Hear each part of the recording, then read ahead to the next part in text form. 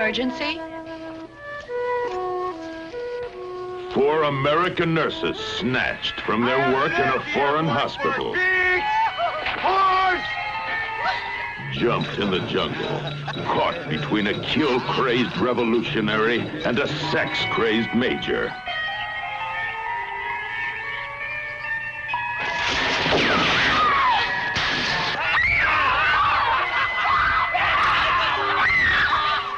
Licked by the fiery tongues of the hot box. Soiled, spoiled, and violated, they wouldn't take it lying down. Plunged into the fiery depths of the hot box. Show the senoritas how hot this steam is. A tropical torture chamber where anything can happen. Oh, will you cooperate? Don't screw yourself, you pig! A steaming jungle teeming with violence.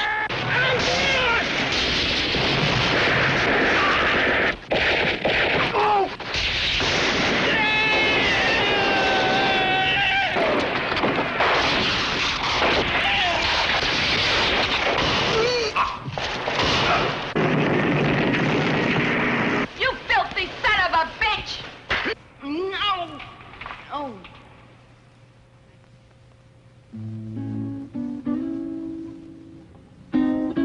Well, you overbearing, pompous bitch. Don't you preach to me. Young greaser, tell me something. Is that worse than a dumb nigger?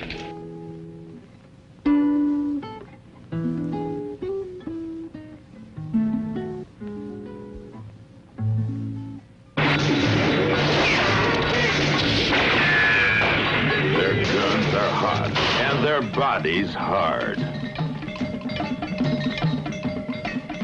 Nurses ravaged with wounds that never heal. What's your real name, you f***ing traitor? Ow! Ow!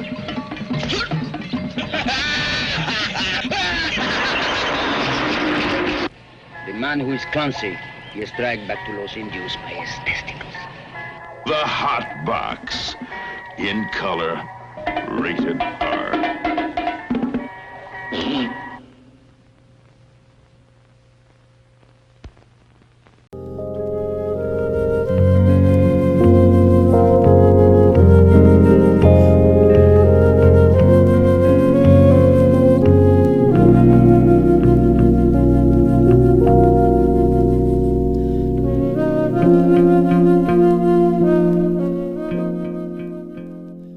Hello, and welcome to Drive-In Double Feature, the podcast where we do 2 movies a week every Tuesday and Thursday. I'm Nathan.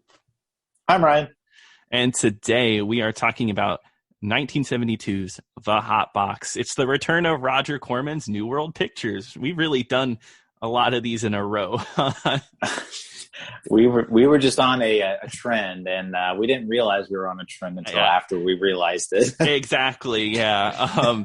But no, The Hot Box is a women in prison film, which is like a weird exploitation subgenre of just women being imprisoned. Very interesting that this was a long line of things. Set in the Philippines, women get kidnapped, and guess what? They're imprisoned, and then they're naked a lot.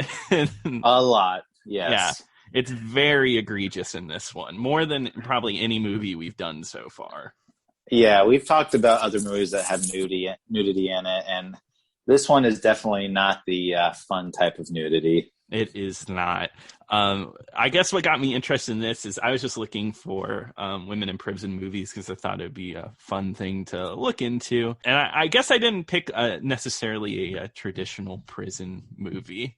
But that leads me into my question for you, and I'm going to really throw you on the spot. You got any good prison movies? Any good jail movies? Oh, Ernest Goes to Jail is one of my favorites. That's actually a classic. But no, I do like a lot of jail movies. I mean, Shawshank Redemption, of course, is great. Yeah, great movie. Green Mile, I like watching too. Off the top of my head, gosh. I know there's more, but that's all I can think of right now. The one I always think about, because it was part of my early, when I was getting in the movies, Escape from Alcatraz with Clint Eastwood is such a fun movie. I love that movie. Oh, another one that I just thought of too, actually, Midnight Express. Oh, classic. Yeah. Right. That one's really good. Uh-huh. And the other one was Kiss of the Spider Woman. I've never seen Kiss of the Spider Woman. I really want to, though. Yeah, that's a prison movie between William Hurt and Raul Julia. Yeah, I remember growing up and hearing that people hated William Hurt. I actually kind of liked the guy. I want to watch more of his stuff. He had this really hot run in the 80s. He did. He was in Body Heat, Big Chill. He was in Kiss of the Spider Woman, which he won an Oscar for, and then immediately after that, he was in Children of a Lesser God and Broadcast News, which he both got nominated again, 3 years in a row. Yeah, crazy. And then he went into this weird thing. He was in Lost in Space. And that's he's in smaller scale stuff now. He's kind of in the 80s had a big boom with Kevin Kline, right? I love Kevin Kline, but he doesn't do anything anymore. But he was in so much then. But that's beside the point. We'll talk about we'll talk that on our William Hurt podcast. The Hurt cast. But we don't talk about the Hurt Locker. Right, exactly. Yeah. Anyway, Hot Box. Mm-hmm. Hot Box. Yeah. A movie opens on a beach, right, with just a bunch of women hanging out with their boyfriends, and it shoots right into the plot, right? Well, they're in the Philippines, and a bunch of locals actually kidnap the women and kill their boyfriends in front of them. Oh yeah, it definitely just goes from 0 to 100 right away. So it's funny because the girls are out on the beach, and they go "Oh, there's Lynn over there," but it doesn't look anything like a woman. It's this big burly looking Filipino guy with a mustache and looks like he hasn't showered in a couple of weeks. So yeah, and they're just oh yeah, that's her. Oh wait, no, that's not her. And then there's these really weird reaction shots too, where they'll do a close up of the main guy, the main evil guy, laughing, and the girl looking shocked, just mouth open, looking shocked, and they keep going back and forth to those shots. Yeah, a lot of those shots. Also, these Filipino actors that aren't the main head of the Revolution Army, I'm pretty sure they just got locals that didn't even speak English, because their acting style is just laughing. There's that one main guy where he just laughs. That's all he does. Oh, I know, because they show up later in the movie, and I don't think they say anything ever. I don't think so either. They're just kind of there. I don't know my history well enough, but I'm guessing there was actually something going on in the Philippines at this time. Because I was reading reviews and people were saying that it was a very angry movie. It's very political. So I guess something was going on then. Well, I don't know anything about the politics during that time, but I can definitely agree that it is a very angry movie. It is, yeah, because it goes from one bad situation to the next. The first one being they get kidnapped by a radical anti-government group, and since they're all nurses, which is weird, they get hired to, well, not hired, they become slaves pretty much to be nurses for this group. They make you want to root for these radicals later in the movie, but in the very beginning, when they capture them, it's not they basically are oh, well, we need you to be nurses, and they're no, we'll never do that, never ever. And they're okay, if you don't want to be nurses, then we'll just use you as sex slaves. How about that? And and then immediately starts ripping their clothes to scare them, and I'm just oh, this is really hard to watch. Yeah, and everyone treats them like garbage, too. I think there's too many scenes. There's this watering hole that they bathe in, topless. And these are long conversation scenes where they're talking to each other, just oh, this is going on, this is going on. And they're just sitting here butt-ass naked in the water. And I know. The local women are making fun of them the whole time. Yeah, they're making fun of how big their boobs are. The other women, they're oh, look, my boobs would never fit in this top. Yeah, it also goes into God, what do you call it? One of the people falls in love pretty much with one of the people in the radical group. Actually, what's her name? Margaret Markov, who is in a movie I know you've seen, black mama, white mama, she falls in love with one of the people in the group. Stockholm syndrome, that happens. Which one did she fall in love with? Didn't she fall in love with the main guy? They don't do a relationship, but she is very much like, no, he's right. He's great. She even goes into town for him and like tells the cop, like there's cops there, and she could be like, hey, hello, I'm kidnapped. And she doesn't, because she believes in their cause. See, okay, I remember now, but yeah, that wasn't who I thought fell in love with him, because remember, he had sex with the black woman of the group. That's I can't right. remember her name. Yeah. And because it was like a very hostile like relationship, because this guy is totally just self-righteous, like cannot believe that these women that he's held hostage like do not support his cause. And like and that only the one woman is like the only one that is interested in it, because he starts talking to one and he's like, it's like, how could you, like, oh, the one woman's like, I can't wait to get out of here and, go get back to my normal life. And he's like, well, how could you not support us? Can't you see like what we are fighting for? And she's like, listen, this is your deal. This is not my deal. I wanted to just go home. I didn't have a choice in this matter. And then they start like slapping each other, and then they have sex. Yeah. And then they suddenly have sex. Of course. Yeah, of course. That's the only thing that this is leading to at the end of the day. Kind of like they do go to the other side at some point, right? They do get saved and they go to the government, and guess what? The actual government treats them like garbage too. They become the bad guy. This is when the hot box comes into the movie. Right. So they go over there because one of the radicals is willing to defect over to like the government side, and you kind of learn it's because they've held his brother hostage, and basically they're like, we're gonna kill your brother if you don't come over here.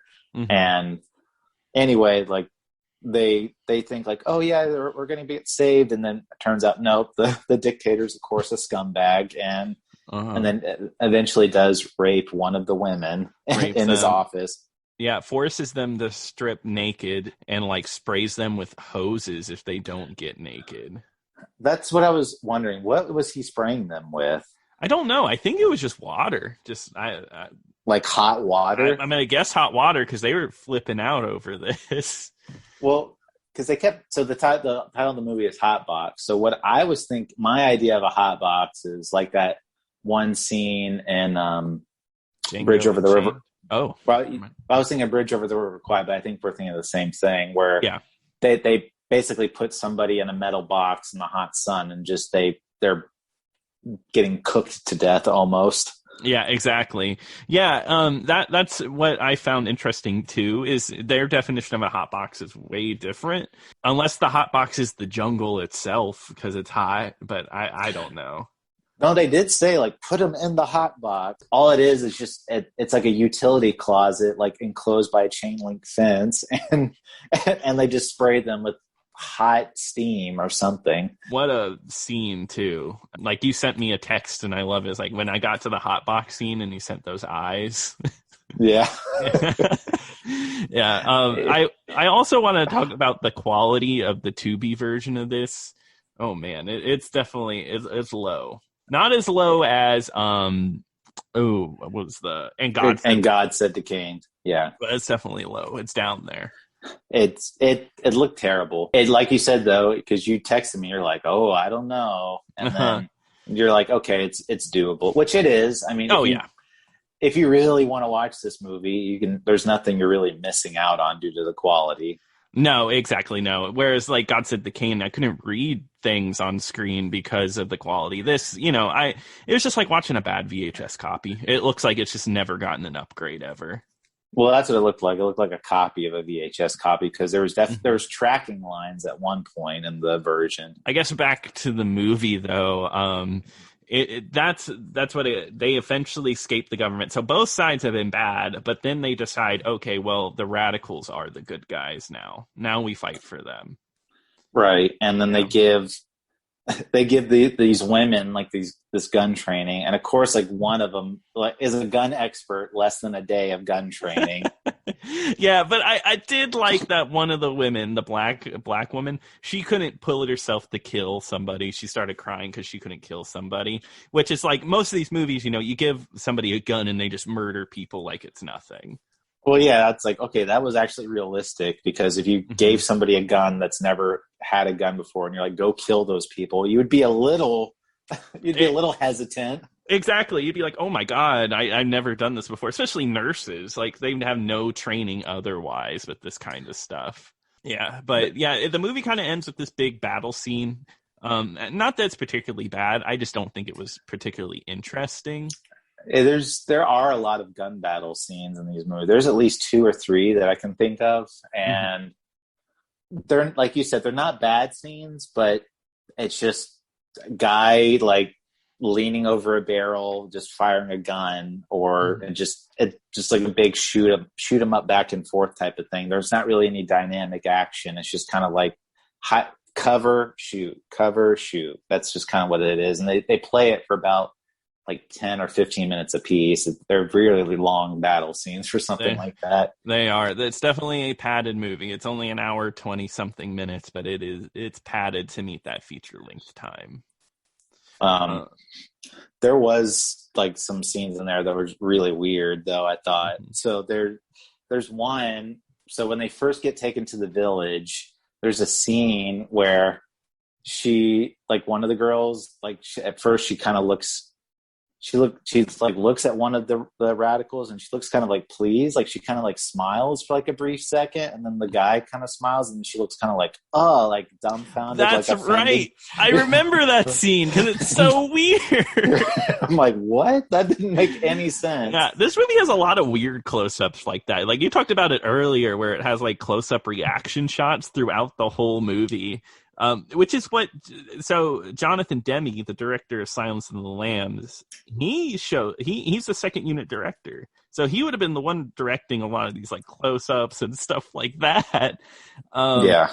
Wild. Yeah, we had trouble thinking of directors that Roger Corman helped influence, and he's one of them. So he's added to the list. Exactly. He is added to the list. He did get to direct a movie after this, another women in prison movie, Caged Heat, which I've actually seen that one, and that's a better movie than this one. Yeah. Then he's like, now you're ready for Silence of the Lambs. Now you can make like one of the greatest movies. Another scene I'm thinking of off the top of my head, and I'm having trouble remembering it, but I wrote it down in my notes, was there's a scene of like that one guy that was like pissing and laughing at the same time. Do you know what I'm talking about? I remember that scene. Yeah, he just he knocks somebody out, I believe, and then he's like pissing on them, and then just like laughing about it. Yeah, that's right. What is that? Another just weird bit of this movie. I think that's what I found at the beginning with the laughing Filipino like men and all that. I felt like it was kind of racist. This movie just felt like it was heavily racist at times. Oh, come on, Nathan. You're going to tell me this movie is not culturally sensitive? Yeah, this movie from 1972. You're telling me about all these women getting brutally assaulted is not culturally sensitive? I'm shocked. Yeah, I know. Let me preach to you a little bit, okay, about how this movie is not okay to today's standards. But yeah, I mean, like it's something. Well, I mean, there definitely is not culturally sensitive scenes. Like, there's one of the girls. She's like, I want to get out of here. All these radicals are just lazy and dirty. Like, that's right. Like to their face, right? It's like, oh, these lazy, dirty. Like, it's like, oh my God. I know. It's definitely not. There's a lot of like hints of racism in there, but they also talk about how like the black woman, like they're heavily like, oh, well, you get treated like garbage in America. Now think about how we get treated here, stuff like that. Oh no, and the main guy calls her the N-word, so it's just it definitely shows its age. At this one, though, I mean, I don't I definitely wouldn't recommend it to a lot of people. No, this movie is. I don't know. I don't even know if I could. I don't think it was bad. I was about to ask you, do you like this movie? Not really. I think it's below average. I don't think I hated it. It's not awful. It's just not very good. You know, it's not a great movie. Hard to recommend even to exploitation fans. I think there's better stuff you could definitely like watch Black Mama, White Mama if you're into like a prison movie, something like that. Yeah, I mean, there's definitely, for exploitation movies, there's definitely more exciting affair. Like we talked about Foxy Brown a while ago. That one was more exciting than this one. Yeah. I don't know. I mean, I didn't hate it, but it's not one I'll probably ever watch again just because there are some really hard to watch scenes, and it's not a very fun watch. So, I mean, like I said, there's a lot of really intense type of scenes and just stuff I wouldn't really want to subject myself to again. But I didn't hate it. Like I said, it's just but I didn't like it either. So exactly. That's about the best I could say about it, to be quite honest. Yeah, that's the most to give. Yeah, it's on the lower end of our movies I've covered. That is for sure. But yeah, like we talked about this before, and we're going to say it many times. I think one of the worst things a movie can be is boring, and this movie hits upon the boring angle at times for me. And also, too, this movie, we talked about it on our last episode with Swinging Cheerleaders. Is it just totally impossible how to end a movie? Because this movie also has a super abrupt ending. I don't know. That's definitely like something I've noticed is like a lot of movies of that era just end abruptly. I don't know. Did nobody know how to finish their screenplay? I don't know. I mean, they don't even give you a satisfying conclusion. I mean, like even in this one, the main general or whatever they're having a gun battle with him, and he gets shot, and they carry him away, but they don't say if he died or lived or what's going to happen with the cause. And then they carry him away, and then immediately the other girls are like, 3 of the girls are like, "Oh, we're gonna leave here and go back to America." And the other girl's like, "Okay, I'm staying." And then the movie ends. Yeah, exactly. Yeah, I thought there was a little bit more to this. I don't know. There's no like epilogue or anything. There's no like what happened next or what happened to them. Not even like a cheesy like text crawl of like this character went on to do this. Nothing. You don't get anything. The one girl though, she did annoy me because she started, like you said, she was kind of having the Stockholm syndrome with like the main guy, like the main radical, where she was like, "How could you not believe in this cause? They need help from us." And they're like, "They kidnapped us. We wanted to go back home." Exactly. Even one of the ladies says that is like, she was just yelling at one of the other women and was like, "Hey, I hope you get kidnapped and get your boyfriend killed right in front of you like that happened to us." You know, yeah, it's insane because they kidnap them and treat them like garbage. But then not only she sympathizes with it, but the writers think we're going to sympathize with them. And that's probably the biggest downfall this movie has. Oh, I know. It gets so preachy. I'm like, you do not have the right to be so preachy after what you've done. Yeah, after this movie. No. So, you know what? The hot box, that's a no-go for me. No, but, there'll be other times we'll talk about exploitations, and maybe there will be one that has been a lot better than this one. Yeah, that's what the show is all about. Watching new stuff, checking stuff out. I have a great time watching whatever. Absolutely. I'm down for whatever. No matter how bad it is, we'll watch it.